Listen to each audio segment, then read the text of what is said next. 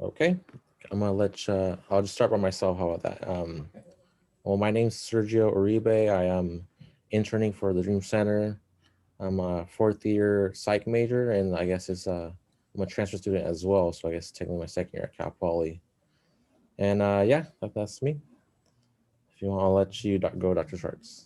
Sure. So my name is Greg Schwartz. I teach in the Bioresource and Ag Engineering Department. Oh, I've been here 7 years now, I suppose. I'm an associate professor now. I've moved from assistant professor to associate professor, and just want to learn more about the Dream Center and how I can help students and students that maybe choose to go to the Dream Center, those students too. Just that's my kind of my job, right? My job is to teach classes, but even more than that is just help students learn more about themselves and be successful. Try to find out what they want to do, because this is a time when we just have no idea what we want to do, and it doesn't really change even at 49. Sometimes it's like, am I doing the thing I want to do, and that sort of stuff. So working with students is a lot of fun for me, so I like doing that.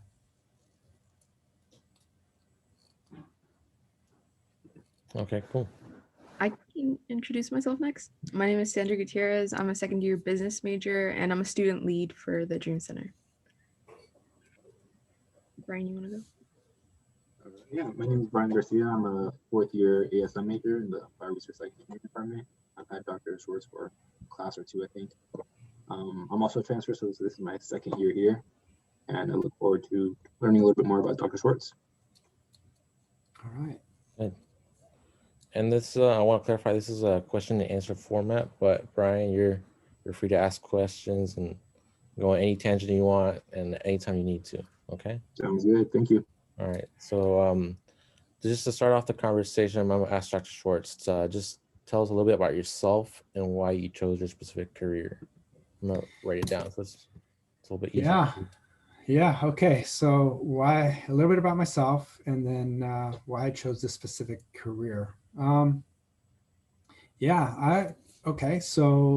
I grew up in Capitola, California, near Santa Cruz, California. And I came to Cal Poly as an undergraduate student here and graduated a long time ago in 1995, I believe, 95.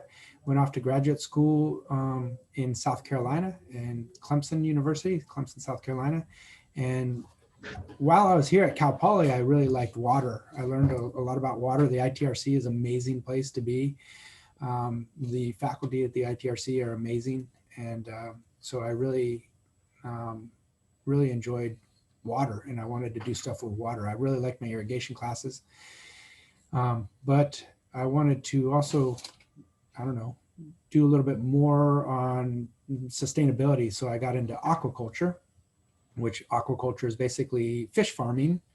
There's lots of different types of aquaculture, but what I was doing was fish farming, and I was working on an environmentally sustainable process for fish farming where we wouldn't pollute as much water. The goal was to not discharge any of this water into the environment. So we could grow fish. We have fish contained, and we feed them, and we treat the water and recycle the water over the fish, and not throw any of that water away was the goal. And obviously it was outdoor ponds, so there's evaporation and you always have to add water, but the goal is to minimize the amount of water that you're using.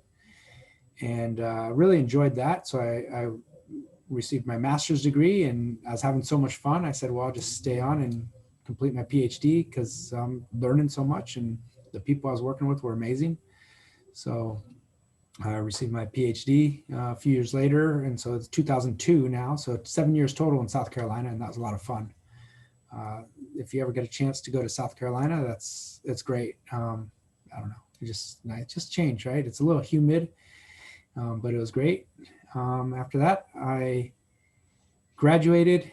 Well, actually, I left before I wrote my dissertation, so I hadn't quite graduated yet, and this is 2002. And I took a job in a little town called Thermal, California, and it's kind of warm in Thermal. That's why the name.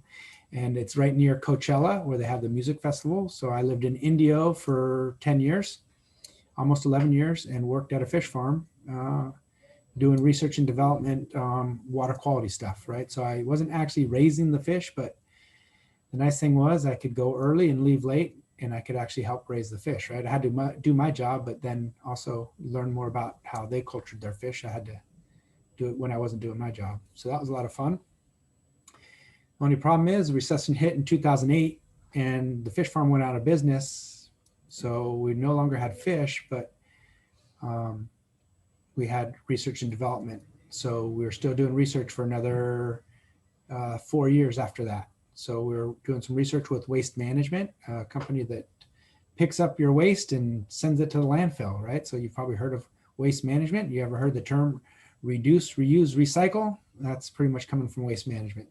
So, we were contracting, working on research project from them, how to treat landfill leachate, how to reduce some of their waste going to landfill food waste and put it through an anaerobic digester, try to capture some of that energy before we throw it away. Just again, trying to think about sustainability and working with a company like Waste Management. And then that project ended. So then I was out of a job, ended up here at Cal Poly. They just so happened to be hiring at the very department that I graduated from. And so I interviewed and I won the position. And so I've been here ever since. So I was in Indio for 10 years and I've been here for 7 years. And, you know, I didn't know I was going to be teaching. I never knew that. I didn't set out to do it, but it was something that was kind of in the back of my mind. My mom was a teacher, a middle school teacher, actually in Watsonville, just near Capitola, where I grew up. And so she was a middle school teacher there and a counselor. And really that's where that really exposed me to some of the students that frankly have a harder life than what I had, right? Their parents maybe migrated here and working in the fields. And so she was the counselor to these students that migrant families, you know, would come to Watsonville for 4 months, 5 months, 6 months, and then go away and then come back the next year. And so it was a real challenge. And she always shared those struggles. She shared those struggles with us, my brother and myself. And so, and she was a teacher. And so it just kind of was in the back of my mind, you know, hey, being a teacher. And so when this job came up, I asked my wife if she'd, you know, like to live in San Luis Obispo. She said, sure. She didn't really know, because I had another job opportunity in Mississippi. And she said, okay, whatever you want. But then when I went to visit for the interview and I said, man, it's so nice here in Mississippi, she got really silent. So really, she wanted nothing to do with Mississippi, unfortunately, but at the same time, fortunately. So that was, I had gone through the interview process there already, and she just came clean and said that she didn't want to go there.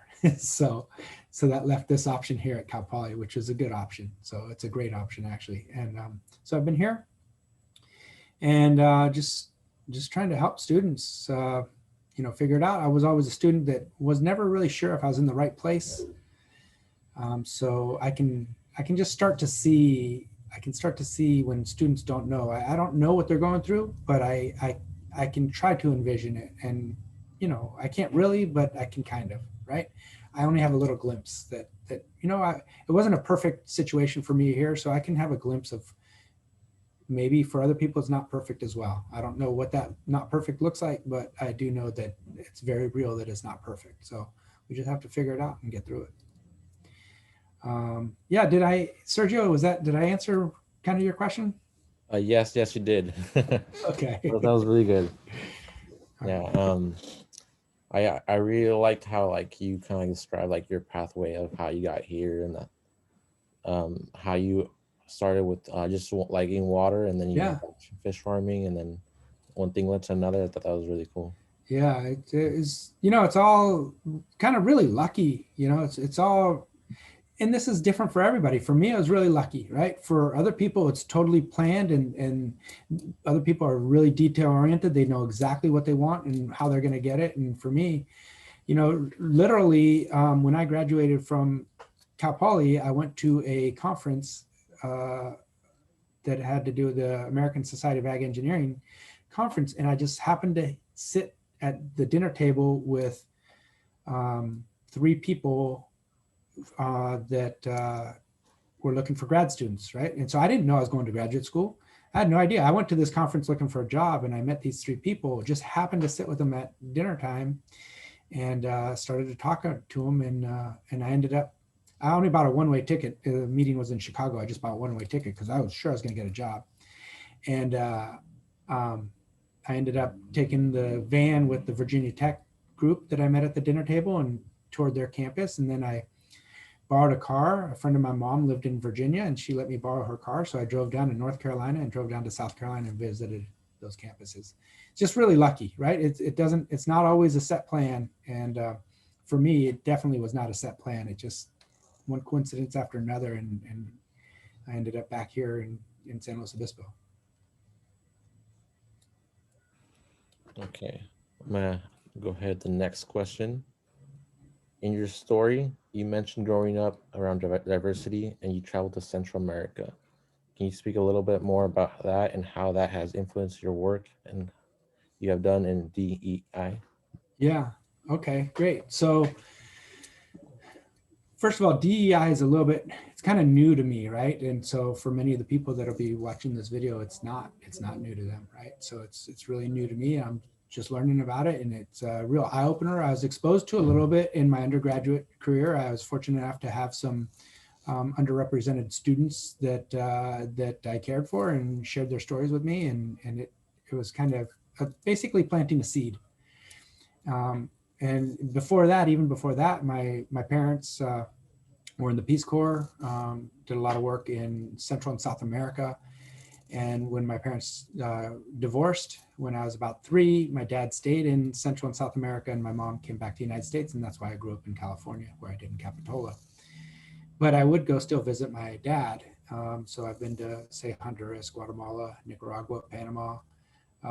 They were in Ecuador when I was first born. We were in Ecuador, so I lived there, but I don't remember it because I was only 3 years old by the time I left. But I've been to many of those countries in Central and South America, and it showed me that if I've never left the country of the United States, or if I just went on vacation to other places, that's not the case. That people live differently, and different customs, everything's different in different countries, or it could be anyway, right? And so it just gave me a perspective that being different is totally okay, right? Having different cultures is totally cool, and different ways to live is totally fine. It's just, that's the way it is. And so it got me to, I don't know, maybe open my eyes a little bit more, just be more willing to see things and listen to things and believe people. When people tell me something, believe them, right? Okay, whether it's good or bad, right? Good or bad, just believe them. So, and then it wasn't until here at Cal Poly, really working on DEI, I represent the Bioresource and Ag Engineering Department and CAFEs, the College of Agriculture DEI committee. So, and we've been working, and again, it's for me, it's so new to me. It's mainly just a lot of listening, right? And sometimes it gets frustrating, and I can't imagine how it is for the people that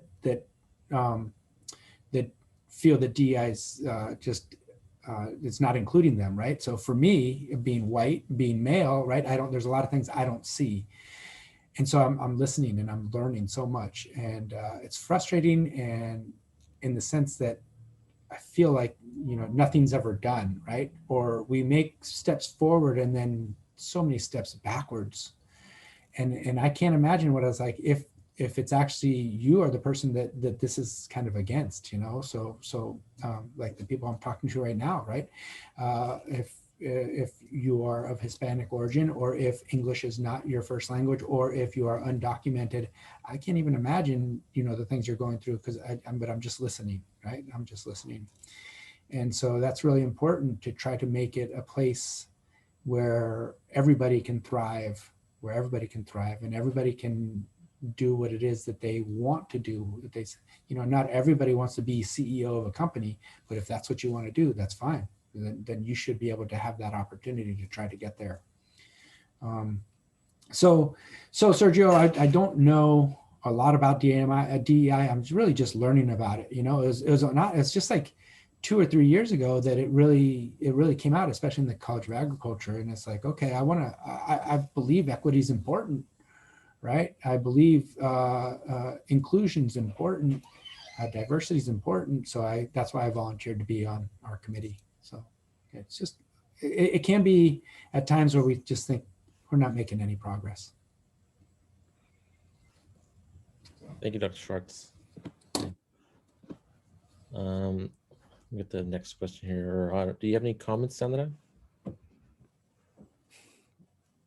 Nope, just listening. Okay. I was trying Brian, do you have a question? But you answered that so well. Yeah, I do have a question actually. You mentioned that I guess while you were going through undergrad, you didn't really have a set plan. How did you do it to, like, I don't know, will you just go with your gut feeling, or like not having a plan as you're graduating college and stuff? Yeah. So what do I do here? Right. So I really had to reflect a lot, right? I had to really ask myself what it is that I want to do. I really had to get to know myself and understand what it was that I wanted, what it is. And I still have to do that now, right? You can't just do it one time and you're done. It's, as you grow, as you get older as well, things change, right? Even now, I find myself that sometimes I just have to sit down and think about, reflecting, what is it that I really want?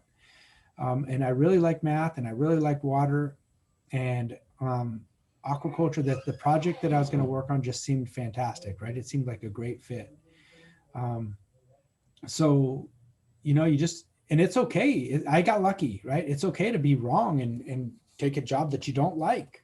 That's totally okay, right? It's not a good fit, because now you know that wasn't a good fit. Well, you just go find another job. You go find another major, as what I tell the students here. If they're in a major and they're just not happy, they just don't see that that's where they want to be. Hey, there's lots of different majors, right? There's definitely a major for you. You just have to be exposed to more and broaden your horizons so you know what it is, because sometimes it's just not quite right. It's not quite what you want to do, but there's something pretty close, right? So, yeah, Brian, I sat down at that dinner table and I met some people, and I went and investigated those opportunities. And there was one that I really liked. And even then, the one that I really liked, they weren't ready for me. I had to come back to San Luis Obispo and wait 6 months and then go back again, right? So it's you really got to get lucky. You got to have good timing. There's a lot of things that are involved with getting really what you want. And one of them is just being ready to recognize the opportunity when it comes to you, right? If you're not ready to recognize it, if you don't know what you want, that opportunity will pass you by and you won't even know it. So that's just kind of thinking about, just get to know yourself, Brian, and what it is your goals are and what you want. Thank you. Going off what Brian said, I could definitely see myself in like a similar position where like I want to graduate, and after that I have like no idea what I'm going to do, or simply like thinking of trying to figure it out, like detailed plan of like, oh, I'm gonna do this and then this and then this, but really I have like no clue. Even if I do have a plan, it's like one thing might come up to another, just like you said, Dr. Schwartz. Yeah, that reminds me about something. So another thing that happened, Brian, I didn't feel ready. I didn't feel ready to take a job. Like there's irrigation jobs that I was interested in, and I thought about it. I was like, I don't know. I mean, I've never been around agriculture my whole life. I didn't grow up in agriculture. I had no idea, right? I don't know if I'm ready. I don't know. And so part of my decision was maybe I'll go to grad school. And then that's when I found these really good opportunities. So I had in my head, when I went to that meeting in Chicago, I had in my head that grad school was a possibility, but also a job is a possibility. And so, but I can tell you this, and this is what I tell the students now. So I've been through our program. And so Brian, this is more towards you, but Sergio and Sandra, probably to you as well, is that I promise you will be ready, right? So the university does a great job of getting you ready. So if there's any uncertainty that you just don't feel ready, I can tell you right now, take that out of your head, because you are ready. Cal Poly does an amazing job of getting its graduates ready for a career, ready for a job. So I could have, in retrospect, I could have interviewed at some of those irrigation engine design, basically irrigation design companies, to design irrigation systems. I could have interviewed with them, and had I won those jobs, I think I could have been successful there. And I really, like I said, I really liked water, but I had a little bit of doubt in the back of my head, and I wasn't sure if I was ready. So if there's any doubt in any of you students that are coming through the programs here at Cal Poly, take that doubt out of your head, because you are ready. Cal Poly does an excellent job getting you ready for a career. Okay, thank you, Dr. Schwartz. I'll put the next question here as well. It kind of goes off what you're saying about graduate school, and says you are a graduate from Cal Poly, the BREAE department. What are some of the biggest challenges you face navigating the graduate program, and then maybe like the biggest lesson learned as well? For graduate school, huh? I don't know. I was so lucky with my graduate program. It was amazing. First thing you need to understand if you're interested in graduate school is that the graduate programs want you. So, there should be opportunities where you can get paid to go to graduate school. And so that was really important for me. They were paying me to go to graduate school, and really, I just work hard. I worked hard, and I was getting a little bit of money. And then by the time I was getting ready to graduate, I was getting a lot more money, because my advisors saw that I worked hard, and they rewarded me. So again, I was lucky. That's not always the case, right? Sometimes you work hard and your supervisors don't reward you. Get out of there, right? Get out of there. If they don't appreciate your work, somebody else will. So that's really important. So I got really lucky with that. The biggest challenges for grad school, again, for me, I didn't have a lot of challenges, but one that I could see could be a challenge is I moved to a state where I didn't know anybody. So for some people that could be a problem. For me, I had to spend a lot of time figuring out what I wanted, to get to knowing myself. So I'm kind of a quiet person. When you get to know me, I'm kind of outgoing, but I'm kind of an introvert. And so I'm totally okay with that, right? And so that's one of the challenges is meeting and developing relationships in a place when I was 25 or 26 and everybody else was 19 to 21. But I was really fortunate. I like to play sports, and I went out and played some intramurals, and I met some freshmen. I met a group of freshmen, and I became really good friends with the freshmen. And I was there for 7 years. So I got to see all of them graduate, and then I was stuck with no friends again. But it was a lot of fun, so we played a lot of intramural sports. I'd hang out with them, and I never bought them beer. Okay. So no, I never bought them beer, but it was a lot of fun. And so that's the one thing that could be a big challenge, is making sure you have enough resources to be successful there. So I was fortunate to get paid. And then the other thing is just, being all alone. I was fortunate enough to make some new friends. And of course you're working on research, and so that was, because I didn't know anybody, I also work, 10 hours a day, 6 days a week. So that was fun. I had a question. So you said, because I kind of identified what you said about being an introvert too, and like moving away. For me, I've always been kind of scared of like moving out of the state, because all my family is like here. Like I'm gonna miss them or need them. Yeah. Was there ever any thoughts of that, like not wanting to move away or preferring a school like closer by? No, there wasn't, because I was really going to school for the program, right? So the aquaculture engineering program, the project I was working on. So grad school is a little bit different than undergrad, right? So typically you have a project that you're working on, and you have like a thesis you have to write, or a project that you have to write a report about. And so that's what it was all about. I was really trying to line up what I thought I wanted to do with the best opportunities that were available for me at the time. And so, and I welcome that, it was okay. I've been in California for a long time, and I wanted to see, what other states looked like. And it was great. South Carolina it was awesome. It was so green in South Carolina. I couldn't believe it. And, it was beautiful. The people there were great. Everything about I have nothing bad to say about South Carolina. It was great. So much fun.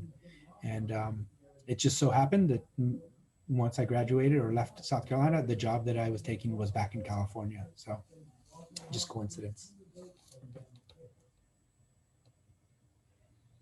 Okay, thank you. Thank you very much.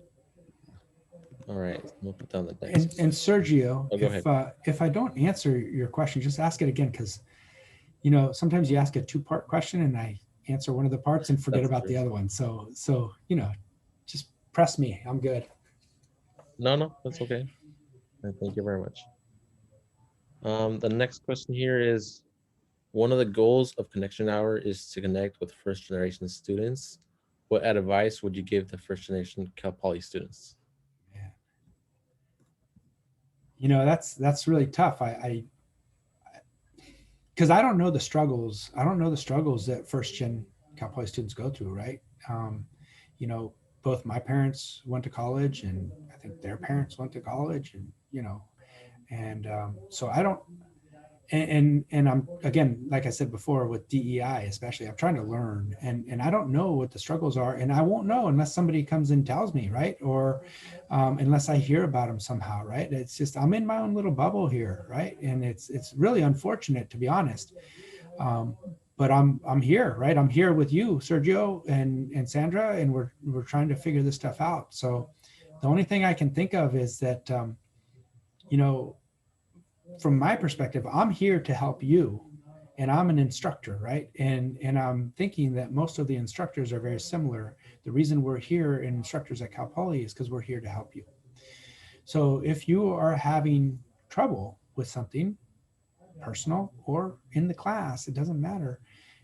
I'm not going to know about it unless you somehow tell me. Of course, I know about it when I look at the test. If you're struggling in the class and I see the test, and then I might reach out to you. But if you don't reach back, there's not a lot we can do, right? Because for example, I'm in a class of, I have 93 students in one of my classes, right? And so I can send out emails, but if the student doesn't reach back and respond, then um, it's real easy for me to just say, okay, well, I tried, and nothing came of it. So a lot of times I can't see the struggles. So especially the personal ones, the ones that in the class, sometimes we can see because we have homeworks and we have tests and that sort of stuff. But if you're struggling with something, I would say talk to somebody about it, right? And you have your friends that are with you, but sometimes they don't have all the experience. And even though I may not have the same experiences that you have, I may have some. I've been here around for 49 years, so there are things I have seen, and I may be able to help. And if I can't help, maybe I know somebody who can help, and I can at least point you in the right direction. So that's kind of the advice I'd give is for first gen students, just like for all the students, just reach out to your instructors. We're here, right? We're here for you. And if you don't fully utilize us, we can't fully help you. So I don't know, Sergio, how did I do? No, you did good. You did good, really good. Going off what you said, how like faculty and professors are here to help. Have you noticed like a difference in like how many or how often students come to you now that like it's all through like Zoom and like a virtual format? Well, I'll be honest with you. It's the students that I have in my classes, they don't utilize me a whole lot, right? Not during office hours. I'll see them down there in the labs and stuff, and we'll talk a little bit, and I'll ask them how they're doing and that sort of stuff.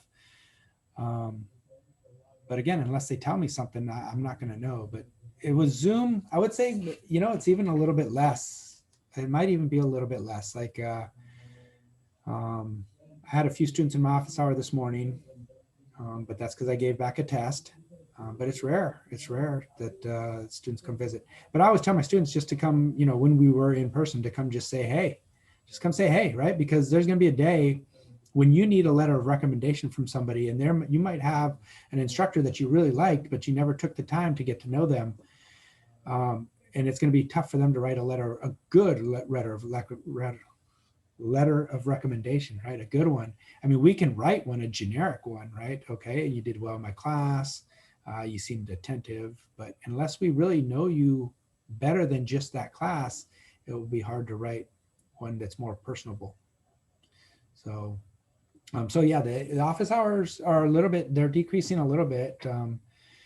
How about at the Dream Center? Is it slowing down a little? Do students come by or? I wouldn't know because I just started here, to be honest. I don't know. I could ask, Yeah. but But yeah, I was just yeah. wondering, you know, if there, because I bet you it's tough. You know, it's like the last thing students want to be on is another hour of Zoom. You know, and frankly, the teachers are that way too. We're like, oh my gosh, we're just zoomed out. But it is really important. And actually, when you have a Zoom like this one that we're having right now, it's pretty fun, right? Zoom can be Yeah. fun too. No, definitely. I definitely see a difference in like perhaps like in just like class participation. Like there's a big difference if there's a class where Yeah. like all the screens are showing versus classes where everybody has like a black screen. Yeah, yeah, and everybody's muted. Yeah. Yeah, and you know, I don't get upset at that because I don't know what it's like on that other end of the screen, right? So I've done a couple things from my house, and my internet connection is pretty bad, and so when I turn off my camera, it works a little bit better, you know. So um, I, I I don't know what's going on in that household, so I leave it alone. And I used to want to press it and say, hey, turn your cameras on, unmute yourselves, but then it's like, you know, I don't know what's going on in that house, so we'll leave it at that. And I just tell them, if you feel comfortable, I welcome you to turn your cameras on and even unmute yourself. And some students do. Yeah. That's definitely in the boat I'm in right now because I live in like rural, slow county, so it's like the download speeds are horrible, and Yeah, I have the screen off for that reason. yeah. And like right now, I'm at my fiance's house. Otherwise, I wouldn't be able. You won't. You're gonna see my face, but it is Yeah, a struggle for sure. yeah. And then I didn't want to say we are actually out of questions, but I want to invite Brian, Sandra, if you want to like put any questions out there. It's all free conversation and dialogue right now. And but yeah, I don't know. There's definitely a lot of challenges right now, a lot of struggles. So what Yeah. would you say is like the biggest struggle for students right now, in your eyes at least? For me, Yeah. getting motivated to watch another video. That's got to be tough. It's got to be tough. So, you know, we just got to power through it somehow, and it's easier said than done. Um, yeah, it's keeping track. I mean, I know there's all these calendars that help you keep track of things, but when you've got 3 or 4 classes and they each have a canvas and you have different modules and you have different assignments, and then you have to do a discussion because apparently when you're teaching online, the best way to teach online is have discussions. So now everybody has to participate in discussions. It's like, holy moly, what you know, you're just literally checking boxes to check these things done, and you don't really care what you put in your discussion as long as you check the box that it's done. So I don't know. I think that's a huge struggle, but I'm not a student, so I don't know. Definitely so. For me, definitely like, well, internet's obviously like the biggest thing, but besides that, like definitely getting motivated, I would see that as like a big thing right now. Um, yeah, like a lot of classes have like similar assignments, so you might think you did it, but you didn't do it the other one. No, Um, no. but going back to maybe the thing about like graduate school, I wanted to Hmm. ask, like back then, what were your biggest challenges there? Back then, yeah, you know, Sergio, like I said, I was living in a bubble, you know. It's like I'm just, you know, happy go lucky. You just don't see things, you know. You know, my biggest challenges, well, you know, of course, I'm a college student. I was 21 years old. I've got all the same struggles as you know, looking for a girlfriend or boyfriend. You know, what are you having for dinner? Can I afford, you know, oh, I got to buy the 3 for $1 top ramen or macaroni and cheese, you know, get that stuff on sale. You know, there's a lot of those struggles, and having those struggles really gives us a perspective once we get out where we're not having those struggles anymore. If we can remember back to those times where, you know, you didn't eat out a lot because you didn't have money to go out and eat out a lot, so you had to cook. And what are you going to cook? And having a big bowl of cereal for dinner or something like that, you know. um, very similar struggles, but probably to a different degree, right? And you know, I'm sure other students are having struggles where, you know, at least I had a roof over my head, right? That wasn't something I was worrying about. I wasn't worrying about, you know, having that shelter. I was just worried about, you know, the 3 for $1 mac and cheese or something else, where other students are worried about where am I even going to get I can't even afford the 3 for $1 mac and cheese. So, so it's very different. And it's just having those struggles kind of just helps you understand. And again, at least I can see how it would happen. I can't feel it because it never happened to me, but I can hopefully at least understand, you know, or Okay. try to understand. I'm gonna go off a little bit. So my cousin, he went to school and he went to he's doing his master's right now, but during his undergrad, he told me stories how like he wouldn't have enough food to eat almost. He'd be eat off like rice and beans. That's all he ate. Yeah. Um, Yeah. and for me as a transfer student, like I had like a choice of like going to Cal Poly and staying local and like living with my parents and like not paying like housing, I guess, and food, or Yeah. going to like maybe other schools like far away where which I wanted to do, but I ultimately chose like, yeah, I don't want to be in debt, and Yeah. like I was kind of scared of like having those like challenges, I guess. Absolutely. And so I was very fortunate, you know, back then when I was going to school here, it was like $500 a quarter for tuition, you know, so it was a little bit less. The room and board was the most expensive. It was like $400 a room, you know, so, you know, if you had a 3-bedroom, it'd be like $1,200. That same 3-bedroom probably is now like, you know, 2,000 or $2,200, something like that. So did you then grow up here in San Luis Obispo? Yeah. And so when you said you're a transfer student, so did you transfer from Cuesta maybe? No, from Allen Kincock. Oh, Alan Hancock. Okay. Yeah. Yeah. Yeah, yeah. I transferred. Yeah, I was there for a Okay. few years and just came over here. Nice. And I don't regret Nice. it. I really like the school so far. Yeah. I'm gonna flip this around on you all because this is it was kind of interesting to me when you were doing the introductions. I think you're all second years. I mean, but 2 of you are transfers. Sandra, are you a transfer or are you just a second year straight out of high school or? Yeah, second year straight out of high school. Nice, nice. So you're all second years here. And Brian, are you scheduled to graduate this spring? Yeah. And, Cool. and Sergio? Me too. Yeah, that's tough. So as a transfer student, at least in the Bray department, I don't know how it is in, you said psychology? For me, yeah. Yeah. So I don't know how it is in psychology, but for Bray department, it's tough to graduate in 2 years. So Brian, you must have been working your butt off to be able to get through the courses in 2 years. So Sandra, you've got 2 more years, maybe. Is that about right? 2 more years?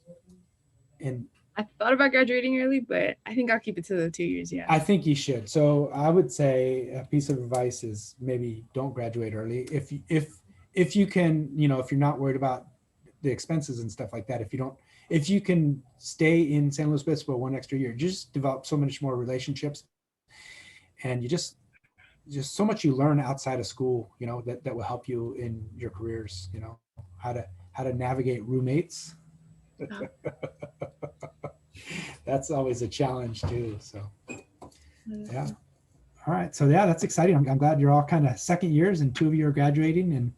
And Sergio, do you have an idea of what you want to do when you graduate?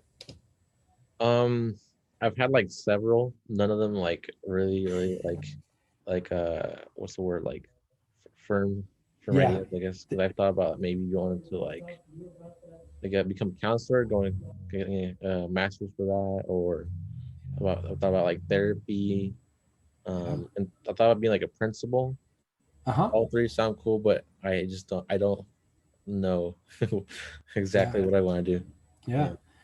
That's I think so I know in the College of Agriculture we have a good ag education program in that you can get your master's degree and get a teaching credential. I don't know if they have that in so like in the liberal arts, I think they have that a teaching credential type program as well. If you know, you said something about counseling or teaching, you know, that was something that my mom had to do. Was she had to go do, she went, you know, she worked her job and then had to go to school as well to get her teaching credential. And you know, if you can stay in school, like if you could go through the program in maybe 1 or 2 years and then have your teaching credential, that would be a great opportunity. You know, that it just opens so many doors. And I didn't complete this, but that's one of the reasons why I stayed in school and continued to get my PhD, I didn't need the PhD to be a fish farmer, right? I didn't need the PhD to be a fish farmer, but having that PhD opened doors for me, right? So Sergio, if you're interested in teaching and stuff like that, you might think about, while you're in this mode of going to school, you might think about, hey, getting a teaching credential so that you're ready to jump out there into a career. And it's so much harder if you already have a career and then you're trying to get your teaching credential. I mean, it can be done, but it's a lot harder. And especially since you said you have a fiance, and so, you're thinking about starting a family and stuff like that. It's a huge challenge. So how about you, Brian? You have something in mind that you're thinking of? Well, I have all these ideas, or a couple ideas, I guess. I just don't know. Yeah. It's a lot of unknowns. Yeah. Part of me would love to stay. I don't know, like, as you know, I work for the ITRC, so it'd be great to stay at the ITRC if possible. Yeah. If not, then I don't know. No, I'm in talks with RDO Water. Yeah. Maria. They're talking to me. We had a call the other day. So I'm not sure. I even thought about grad school, but I just don't know how all that works. Right. And where did you transfer from? Alan Hancock. Alan, did you guys know each other before you came here? I don't No, so. I don't remember. Wait, were you in my my WoW Week group? I can't remember. Yeah, Okay, I you were do then, remember okay. from that. But at Hancock, we must have seen each other maybe, but Yeah. not ever formally met. Cool. So all I can say to you, Brian, is, man, you never really know. It's okay. Those people like you see that look like they know what they want to do, they don't know what they want to do. They don't have any idea. So don't be worried. And same with you, Sergio. You had some ideas, but don't be worried that you don't know what to do. It's totally okay. I mean, what are you, 22 years old or something like that? 23, 21? 21. Yeah. So, it's totally, and Sandra, forget about even knowing what you want to do yet. You have so many classes to take, but it's totally natural to not have any idea what you want to do. And when you look over at other people and they really look like they have it all together, they don't. It's just a front. Nobody knows what they want to do. They just think they know it. See, at least you know that you don't know what you want to do. They think they know, but they're wrong. They have no idea what they want to do. So you're actually a step ahead of them. But Sandra, so you're looking at, so you're looking for an internship this summer? Yeah, I am. I was in talks with someone, but I'm just waiting now to hear back. What's your concentration, like accounting or finance or? That's what I have yet to decide, but I'm really leaning towards IS. What's IS? Information systems. Information. Is that like computer stuff? Yeah, it's like computer science, but there's more of a people aspect to it. That's awesome. That is awesome. Okay. I was familiar with finance and accounting, but I guess they probably have like 4 or 5 concentrations, or I think they might have like 6 or 7, 6 but or 7. Okay. I think that's why the decision is a little hard to make. Of course, you also want to choose the one that will make you the most money at the end and make you look competitive to other companies. But I really feel for what you were saying just a second ago about wanting to plan out everything, but even the person that thinks they have everything planned out doesn't. I know, like, I came in as a first year and I was like, I'm gonna do this, this, and this, and then like I swear, like a quarter later, everything changed. But I think I don't know if that's the same for everyone, Sergio and Brian, but I just know that for me, something that's always in the back of my mind is my family. I know you mentioned your mom and then your wife eventually.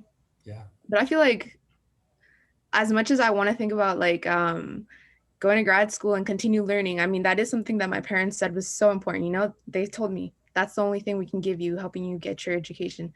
But like looking towards my future in the next 2 years, I wonder, it's like, is education the best, continuing my education the best way to go, or is it getting a job? Because at the end of the day, like, as I said, my family is a priority and I do want to help them pay with whatever, Yeah.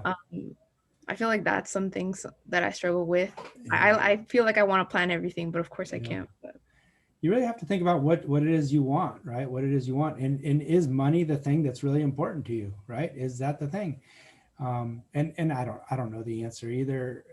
You just you want to have a job that you really enjoy, and that's what's important. So Brian, if you really enjoy the ITRC, I can tell you this: there's no place better in the country to work than the ITRC when you're coming to learning about stuff, right? I know sometimes you're doing the same thing over and over, you know, if they just have you up there at the WRF doing stuff, but you know, you show them that you can do that, and then you know what's going to happen is they're going to hire somebody and they're going to work under you, and you're going to then move into, if you haven't already, you're going to move into behind the computer or something like that, where you're starting to do some of the stuff that the people above you are doing right now. You're going to start moving up the ladder is what they say. And so the ITRC, you know, the people there are so knowledgeable, and if you can just continue to learn, and then once you feel like maybe either you're not getting paid what you think you're worth, or you're not learning anymore, then you might consider, hey, let's look for another job. But, and that's the way I was in grad school. And again, this is just one story, right? I'm just one